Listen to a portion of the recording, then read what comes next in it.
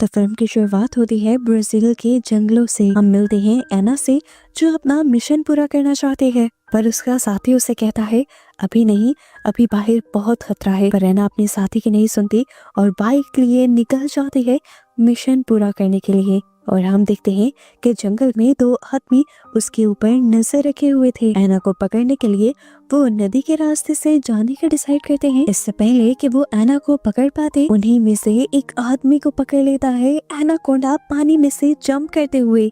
और इसी के साथ यहाँ से सीन कट होकर हमें कैलिफोर्निया का सीन दिखाया जाता है। हम एक फिल्म डायरेक्टर डॉग को देखते हैं जो किसी को फिल्म की स्टोरी एक्सप्लेन कर रहा था, जिस फिल्म में एक कपल एक मॉन्स्टर क्रिएचर से लड़ेंगे और लड़की बेदर्दी से उस क्रिएचर को मारकर जीत जाएगी। लेकिन उसके सामने बैठे हुए लोगों को उसका ये आइडिया पसंद नहीं आता, क्योंकि पता चलता है कि डक एक वेडिंग फोटोग्राफर है और वो कपल चाहता है कि डक उनकी अच्छी सी प्यारी सी वीडियो बनाए। पर डक, जिसे शौक था एक्शन और क्रिएचर्स वाली मूवी शूट करने का, उसका ख्वाब वही का वही रह जाता है। खैर, इससे बाद हम मिलते हैं रोनाल्ड से। रोनाल्ड हॉलीवुड में एक स्ट्रगलिंग एक्टर है और आज भी उसे डॉक्टर का एक छोटा सा रोल मिला था, जिसे वो कई टेक्स के बाद भी अच्छे से परफॉर्म नहीं कर पाता, तो उसे काम से निकाल दिया जाता है। स्टूडियो से बाहर जाते हुए रोनाल्ड एनाकोंडा मूवी का एक पोस्टर देखता है, जो कि अब री रिलीज होने वाली थी 1997 के बाद। इसके बाद मूवी में 2 दिन गुजर जाते हैं और हम डक के घर डक की सरप्राइज बर्थडे पार्टी देखते हैं। इस पार्टी में डक के सभी बचपन के दोस्त भी आए थे और इसी पार्टी में हम रोनाल्ड को भी देखते हैं और पता चलता है कि वो भी डक का बचपन का दोस्त है। बचपन में इन 4 दोस्तों का ग्रुप हुआ करता था। उन चारों में से डक और रोनाल्ड तो अपने लाइफ में स्ट्रगल कर रहे थे, पर उनके बाकी दोनों दोस्त कैनी और क्लैरी दोनों ही अपनी लाइफ में सक्सेसफुल थे। लेकिन इस टाइम मिलने पर ऐसा ही लगता है कि जैसे ही चारों पहले जैसे दोस्त हों। रोनाल्ड ने प्लान किया था कि डक की बर्थडे पर ये लोग डक की ही डायरेक्ट की हुई फिल्म देखेंगे, जो हाई स्कूल टाइम पर इन चारों ने मिलकर बनाई थी। रोनाल्ड जिसमें हीरो बना था और उसने उस खतरनाक क्रिएचर से लड़ना था। इस मूवी में क्रिएचर बना था कैनी। वो क्रिएचर इन तीनों दोस्तों पर अटैक करने वाला था, पर रोनाल्ड यहाँ पर कहता है कि मेरे दोस्तों को कोई नुकसान नहीं पहुंचा सकता, और एक बंदूक उठाकर वो क्रिएचर को शूट कर देता है और अपने दोस्तों को बचा लेता है।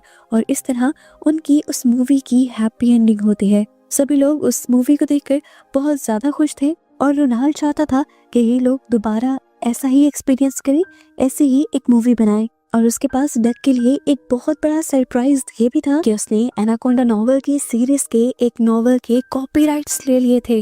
पहले भी बहुत सारे एनाकोंडा नॉवेल्स पे मूवीज बन चुकी थी और ये लोग एनाकोंडा फ्रेंचाइजी के बहुत बड़े फैन भी थे।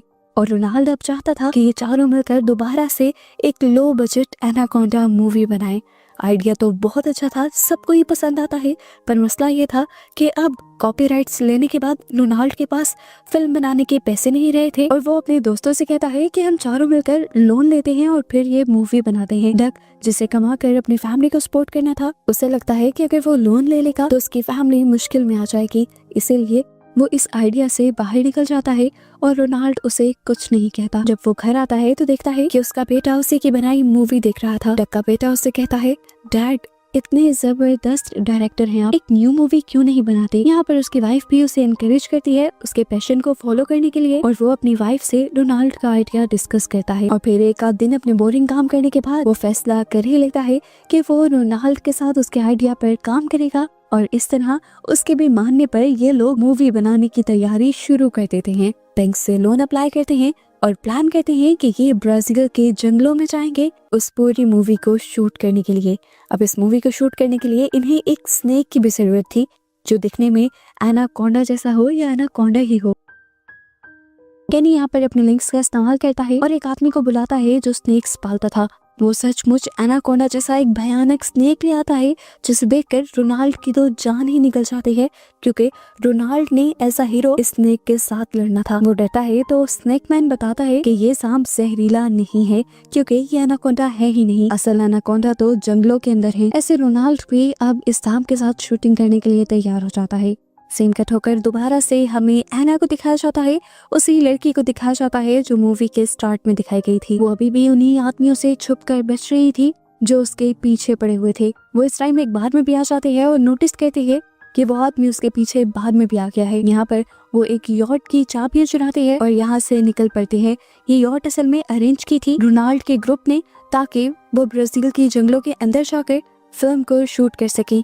एना उन लोगों से झूठ बोल देती है कि मैं ही आप लोगों की ड्राइवर हूँ, और इस तरह वो अपने पीछे वाले आदमी से बचकर इन लोगों के साथ यहाँ से दूर निकल जाते हैं। ये लोग स्नेक को भी अपनी इसी यॉट के अंदर शिफ्ट कर देते हैं, लेकिन गलती ये होती है कि स्नेक को रखते हुए उसका बॉक्स टूट जाता है।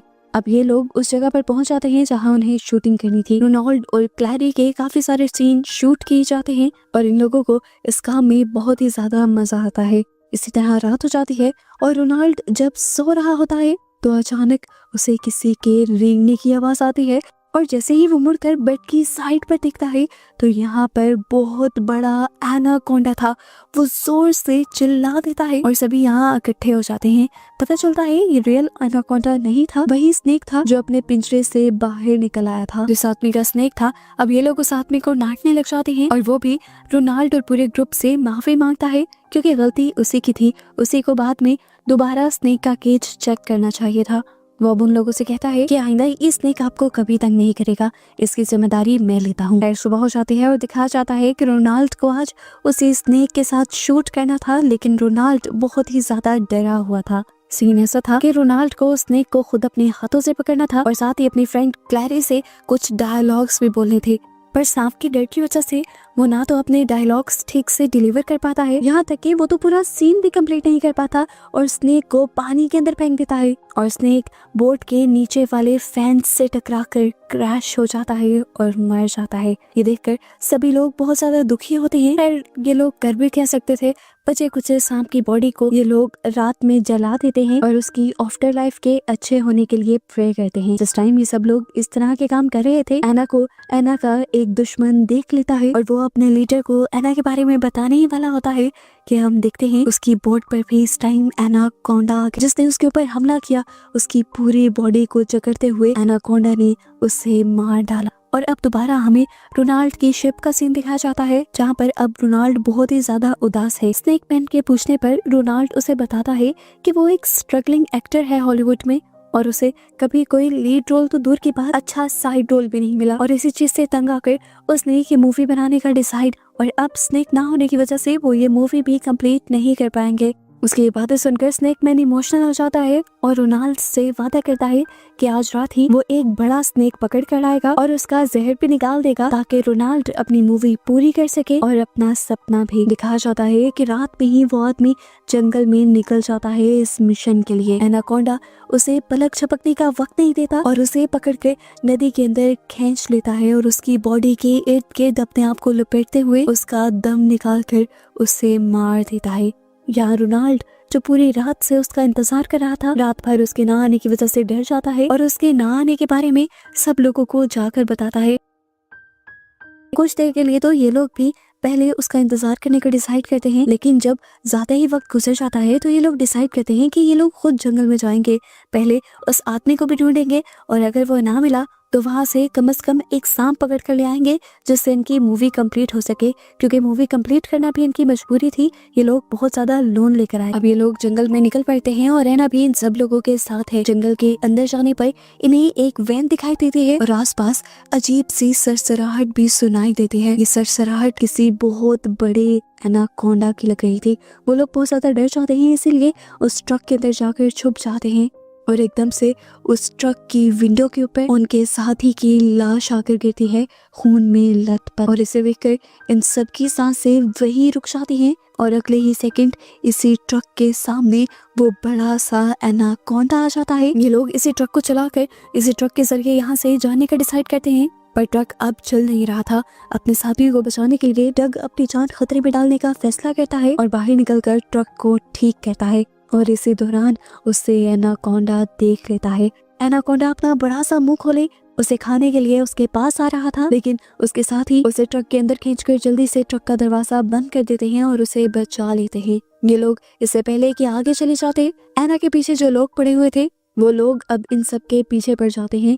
एना इन सब लोगों को बताते हैं कि ये लोग माफिया के लोग हैं जो जंगल में इसलिए रहते हैं ताकि पुलिस इनके पीछे ना पड़े और वो इन सब को लूटने के लिए आए हैं। बताते हुए एना इस वैन में पड़ी हुई एक गन उठा लेती है और इससे अपने पीछे आने वाले आदमियों को इस तरह से शूट करने लगती है जैसे वो सच में एक सोल्जर हो। उसका ये एक्शन स्टाइल डक को बहुत ही ज्यादा पसंद आता है। जैसे तैसे कर ये लोग अपने शिप के अंदर वापस पहुंच जाते हैं और हम देखते हैं कि वो लीडर जो एना के पीछे था वो भी इनके पीछे आ जाता है और इन चारों दोस्तों के ऊपर गन पॉइंट कर देता है। लेकिन ठीक वक्त पर पीछे से एना आकर एक बंदूक उसके सर पर मारती है और उसे बेहोश कर देती है, जिसके बाद वो चारों लोगों को बताती है कि अब उनका यहाँ रहना ठीक नहीं है और उन्हें अपनी जान बचाने के लिए इस आइलैंड से चले जाना चाहिए। वो रोनाल्ड और डक से डिस्कस करती है कि वो कैसे इन लोगों को जल्द से जल्द इस जंगल से और आइलैंड से बाहर निकाल देगी ताकि ये लोग फ्लाइट लेकर अपने घरों में वापस जा सकें। लेकिन डक और रोनाल्ड उनसे कहते हैं कि हम वापस नहीं जाना चाहते क्योंकि हम बहुत बड़ा लोन लेकर यहाँ तक आए हैं और मूवी बनाए बगैर तो वापस बिल्कुल नहीं जाएंगे। अब कहने को तो एना एक ड्राइवर थी, उसे इन लोगों की बात माननी पड़ती है और इनके साथ रुकना पड़ता है। हम देखते हैं पूरी रात डक लैपटॉप पे बैठकर स्क्रिप्ट पर वर्क करता है और रोनाल्ड के सारे मेन रोल एना को दे देता है क्योंकि एना का स्टाइल बहुत ही ज्यादा जबरदस्त था और उसे लग रहा था कि अगर एना मूवी में मेन रोल करे तो मूवी सुपर डुपर हिट चली जाएगी। सुबह होते ही वो अपनी स्क्रिप्ट सभी लोगों को दिखाता है और बताता है कि उसने एना को लीड रोल इसीलिए दिया है ताकि उनकी मूवी जल्द ही ऑस्कर में नॉमिनेट भी हो जाए, क्योंकि जिन मूवीज में लीड रोल एक लड़की के पास होता है और वो एक्शन कहती है तो उसे ऑस्कर मिलने के चांसेस बढ़ जाते हैं। सभी लोगों को उसका आइडिया बहुत ही ज्यादा पसंद आ रहा था और नई स्क्रिप्ट भी। रोनाल्ड और क्लैरी पूछते हैं कि हमारा इसमें क्या रोल होगा। डक बताता है कि तुम और क्लैरी इस जंगल में खजाना ढूंढने के लिए आओगे और तुम्हारे पीछे एनाकोंडास पड़ जाएंगे और तब एना तुम सब लोगों को बचाएगी। आइडिया पसंद आने के बाद सब लोग नई स्क्रिप्ट पर शूटिंग स्टार्ट कर देते हैं और डग एना के बहुत सारे सीन्स शूट करता है। और ये देखते हुए अब रोनाल्ड और क्लैरी को गुस्सा आ जाता है क्योंकि डक अपने ही दोस्तों पर ध्यान नहीं दे रहा था, वो उनको भूल गया था। उन्हें ये भी एहसास हो रहा था कि जितने सीन्स उसने एना के शूट कर लिए थे अब उसके बाद इन दोनों का कैरेक्टर बहुत ही छोटा लगने वाला था। पर डग उसे कहता है मैं जो कर रहा हूँ हम सबकी भलाई के लिए कर रहा हूँ, हमें इस मूवी को हिट बनाना है। और आना क्योंकि सच में स्टंट करती है तो वो स्क्रीन पर बहुत ज्यादा नेचुरल लगेगी। इस मर्तबा ये बातें सुनकर रोनाल्ड को और भी ज्यादा गुस्सा आ जाता है और वो डक पर भड़क जाता है और कहता है कि ये मेरा आइडिया था, तुम इस तरह इसका इस्तेमाल नहीं कर सकते मेरे बगैर। ये लोग यहाँ पर बहस कर ही रहे थे कि इतने में देखते हैं कि इनके करीब से एक बहुत बड़ी शिप गुजरती है जिसके अंदर बहुत फेमस हॉलीवुड एक्टर्स भी थे और ये शिप स्पेशली शूटिंग के लिए तैयार की गई थी। इसके ऊपर एनाकोंडा का ही पोस्टर लगा हुआ था और यहाँ पर रोनाल्ड का एक बहुत बड़ा भांडा फूटता है कि जिस मूवी के और जिस नॉवेल के राइट्स लेने की वो बात कर रहा था वो राइट्स इनके पास थे ही नहीं। वो राइट्स असल में सोनी कंपनी के पास थे और वही अब वो मूवी बना रहे थे। ये जानकर रोनाल्ड के तीनों दोस्त बिल्कुल टूट जाते हैं क्योंकि वो अपना सब कुछ इस मूवी के पीछे लुटा बैठे थे। सब लोग रोनाल्ड पर गुस्सा थे कि उसके झूठ की वजह से उनका बहुत बड़ा नुकसान हो गया था। पर रोनाल्ड उनसे कहता है कि मेरे झूठ की वजह से तुम्हारी लाइफ बदलने लगी। अगर मैं ये आइडिया ना देता तुम आज यहाँ ना होते, अपनी बोरिंग वीडियोस बना रहे होते और कैनी और क्लैरी भी अपनी फजूल सी जॉब में बिजी होते। इनके बातें सुन सुनकर रोनाल्ड गुस्सा हो जाता है और अकेले ही यहाँ से निकलने का फैसला करता है। उसने डिसाइड कर लिया था कि अब वो सोनी वालों के पास ही जाएगा और उन्हीं के साथ मूवी बनाएगा चाहे उसे छोटा मोटा रोल ही मिले। वो अपने दोस्तों को छोड़ जाता है और ये लोग भी यहाँ से जाने का डिसाइड करते हैं। अब रोनाल्ड थोड़ा ही आगे गया था कि उसने देखा कि अभी कुछ देर पहले जो बहुत बड़ी सी शिप यहाँ पर आई थी वो तहस नहस हुई हुई थी। यहाँ पर एक अजीब सा हंगामा भी था। वो समझ नहीं पाता कि यहाँ पर क्या हुआ। अब उसके सामने असिस्टेंट डायरेक्टर आती है जो उसे देखकर काफी एक्साइटेड हुई थी जैसे रोनाल्ड उसे किसी चीज से बचाने आया हो। असिस्टेंट डायरेक्टर उसके लिए हाथ हिलाती है और इससे पहले कि रोनाल्ड उसके पास जाकर उसकी मदद कर देता एक बड़ा सा एनाकोंडा 1 मिलीसेकंड में उस असिस्टेंट डायरेक्टर को झपट कर निगल जाता है और ये देखकर रोनाल्ड की जान निकल जाती है और वो फौरन अपनी बोट के लिए वापस निकल जाता है। यहाँ पर रोनाल्ड की शिप पर बाकी सभी लोग अभी तक लड़ रहे थे क्योंकि डग की वजह से रोनाल्ड यहाँ से चला गया था और डग इस चीज पर जिद कर रहा था कि वो एना के साथ ही इस फिल्म की शूटिंग को कंप्लीट करेगा, लेकिन उसके दोस्त ऐसा करने के लिए तैयार नहीं थे। अभी ये लोग इस बात से अनजान थे कि एना तो फिल्म शूट करना ही नहीं चाहती थी, वो अभी भी अपनी किसी मिशन पर थी। इसलिए वो इन लोगों को गन पॉइंट पर ले लेती है और अपने साथ जंगल में ले जाती है।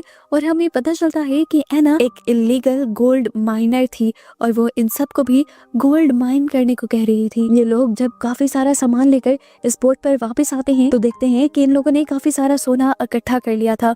एना अभी भी इन्हें गन पॉइंट पर लिए हुए थी और तभी इसी बोट पर दोबारा वही आदमी आ जाता है जो मूवी के स्टार्ट से एना के पीछे था। ये असल में पुलिस ऑफिसर है और एना को पकड़ना चाहता है क्योंकि एना जबरदस्ती इस जंगलों का खजाना चुरा रही है। इससे पहले कि वो एना के ऊपर गोली चलाता, जंगलों के अंदर छुपा हुआ रोनाल्ड, जिसे यहाँ का कुछ भी नहीं पता, वही उस ऑफिसर के ऊपर गोली चला देता है, जिसकी वजह से ऑफिसर जख्मी होकर नीचे गिर जाता है और मौके का फायदा उठाकर एना गोली मारकर उसे जान से ही मार देती है। इसके बाद वो दोबारा सब लोगों को गन पॉइंट पे ले लेती है और जबरदस्ती उनसे काम करवाने की डिमांड करती है। और इसी टाइम पर दोबारा पहले की तरह पानी के अंदर से एनाकोंडा जंप करते हुए बाहर निकलता है और पूरा का पूरा एना को अपने मुंह में निकलते हुए यहाँ से ले जाता है और यहाँ पर एना का भी किस्सा खत्म हो जाता है। इन तीनों के सामने ये पहली मर्तबा हुआ था। ये नज़ारा देखकर इनकी जान निकल गई थी। ये लोग भागने के लिए जंगल की तरफ जाते हैं तो वहाँ इन्हें रोनाल्ड भी मर जाता है। अब पैनिक हुए ये लोग जंगल में भागते भागते जंगल में खो जाते हैं। बाहर जाने का इन्हें रास्ता नजर नहीं आता और जब ये लोग पैनिक होकर शोर मचाने लगते हैं तो दोबारा एनाकोंडा यहाँ पर आ जाता है और ऊपर की तरफ से डक के ऊपर हमला करके डक की आधी बॉडी को मुंह में डालते हुए यहाँ से ले जाता है। बस ये देखना था कि ये तीनों दोस्त टूट गए, उनका दोस्त मर गया था। वो बहुत ज्यादा दुखी थे, शौक में वो यहीं पर खड़े हुए थे। अगले ही सेकंड एनाकोंडा इनके दोस्त की बॉडी को इधर ही फेंक देता है। ये लोग देखते हैं कि खून में लथपथ उनका दोस्त मर चुका है और यहाँ पर बैठकर ये तीनों अपनी जान की परवाह किए बगैर अपने दोस्त की मौत पर रोने लग जाते हैं। काफी देर बाद केनी सबको होश में लेकर आता है और कहता है अब ये मर गया है लेकिन हम तीनों को अपने आप को बचाना होगा। और अपने आप को बचाने के लिए वो अपनी दोस्त की बॉडी को ही चारे के तौर पर इस्तेमाल करने का डिसाइड करता है और कहता है कि वो इस बॉडी को जंगल में ऐसी जगह पर ले जाएंगे जहाँ एनाकोंडा के आने का खतरा होगा और इस तरह खुद एनाकोंडा से बचकर भागकर निकल जाएंगे। इन्होंने अब डॉग की बॉडी को किसी स्केयर क्रो की तरह फील्ड्स के बिल्कुल दरमियान में लटका दिया और उसके ऊपर एक पिग को भी रख दिया क्योंकि उन्हें लग रहा था कि ये पिग भी मरा हुआ है और मुंह के अंदर इन्होंने उसके एक एनाकोंडा के लिए ये एक परफेक्ट चारा बन चुका था। और इसके बाद ये लोग भाग रहे थे। भागते हुए इन्हें कुछ अजीब सा महसूस होता है, पीछे से किसी के चीखने की आवाज सुनाई देती है। पीछे मुड़कर ये देखते हैं तो इन्हें शौक लगता है कि इनका दोस्त अभी जिंदा था। सिर्फ दोस्त ही जिंदा नहीं था, दोस्त के सर पर जो पिग रखा था वो भी जिंदा था। इससे भी बुरी बात कि एनाकोंडा भी यहाँ पर आ चुका था इन्हें खाने के लिए। डर से इनका बुरा हाल हो जाता है। डॉग भी अपने आप को बचाने के लिए इन सब के साथ भागने लग जाता है पर एनाकोंडा तेजी से उनके पीछे था और वो पिग जो उसके सर पर अभी जाग गया था उससे भी डर लग रहा था डग को। और डग अपने आप को बचाने के लिए अपने ऊपर से उस पिग को उठाकर एनाकोंडा के मुंह के अंदर फेंक देता है और फाइनली ये लोग बचकर यहाँ से निकल जाते हैं। भागते हुए ये लोग आइलैंड पे उसी जगह पर आ गए थे जहाँ पर एनाकोंडा मूवी के लिए सोनी कंपनी ने सेट लगाया था। यहाँ पर हमें दिखाया जाता है कि बहुत सारे बॉम्ब्स लगाए गए थे एनाकोंडा को मारने के लिए और सच में यहाँ पर एक एनाकोंडा आया हुआ भी था। क्रू तकरीबन यहाँ पर मारा गया था लेकिन जो हीरो था वो अभी भी यहाँ पर जिंदा था और इन चारों को देखकर वो इन चारों को बचाने की कोशिश करता है और पीछे से एनाकोंडा पर इसी तरह गोलियां चलाता है जिस तरह मूवी में दिखाया जाता था। जिसके बाद वो इन चारों को बचाकर एक सेफ जगह पर ले जाता है और इन सबको बताता है कि पूरे सेट के ऊपर बहुत छोटे छोटे बॉम्ब्स लगाए गए हैं, उसका कंट्रोलर ढूंढ लो तो तुम एनाकोंडा से बच सकते हो। इनको ये सारी बातें बताकर वो हीरो यहाँ से जाने वाला था। ये लोग पूछते हैं कि आप कहाँ जा रहे हैं। वो बताता है कि मेरे दोस्त जंगल में निकले हैं और जंगल में कोई बॉम्ब नहीं है जिससे एनाकोंडा को मारा जा सके और मैं अपने दोस्तों को अकेला नहीं छोड़ सकता। यहीं पर चलते हुए इन्हें यहाँ पर बॉम्ब का कंट्रोलर भी मिल जाता है और ये लोग डिसाइड करते हैं कि अपनी जान को बचाने के लिए ये लोग एनाकोंडा को मारेंगे इसी सेट पर वापस लाकर। ये दोनों खुद ही अपनी जान खतरे में डालते हैं और एक जीप के अंदर बैठते हुए आइलैंड के पास से शोर मचाना शुरू करते हैं ताकि एनाकोंडा इनकी तरफ अट्रैक्ट हो सके। एनाकोंडा जैसे ही इनके पीछे आता है इस सेट के पास, तभी मौका देखकर केनी और क्लैरी उस कंट्रोलर से बॉम्ब्स ब्लास्ट करने लग जाते हैं पर इन सारे धमाकों का कोई फायदा नहीं होता क्योंकि एनाकोंडा को किसी भी एक धमाके से कोई नुकसान नहीं होता और वो दोबारा अब डॉग और रोनाल्ड के पीछे पड़ जाता है। इससे पहले कि अब ये एनाकोंडा इन सबको मार देता, रोनाल्ड हिम्मत कर सबकी जान बचाने के लिए आगे बढ़ता है और वो बचपन की मूवी वाला वही डायलॉग बोलता है जो उसने मॉन्स्टर को मारने से पहले बोला था कि मेरे होते हुए मेरे दोस्तों को कोई नहीं मार सकता। ये कहकर वो अपनी पिस्टल निकालता है और एनाकोंडा के पास चला देता है। उसने गोली एक गैस सिलेंडर पर चलाई थी जिसकी वजह से वहां पर एक बुरा ब्लास्ट होता है और इस ब्लास्ट की वजह से एनाकोंडा की बॉडी ही फट जाती है और वो मारा जाता है। फाइनली इन सब लोगों की जान बच जाती है। उसके बाद हम फाइनली इन चारों को एक साथ यहाँ से बाहर निकलता हुआ देखते हैं। मूवी के पोस्ट क्रेडिट सीन में हमें पता चलता है कि वो सब चीजें इन लोगों ने एक मूवी की तरह शूट भी की थी और फाइनली डग ने अपनी मूवी को सिनेमास में ऑन एयर भी किया था और इस मूवी से इन लोगों ने बहुत सारा पैसा भी कमाया था और इस मूवी को अवार्ड भी मिला था। इस मूवी को बनाने के बाद इन सब लोगों की जिंदगी बदल गई थी। इनके पास कुछ पैसे आ गए थे।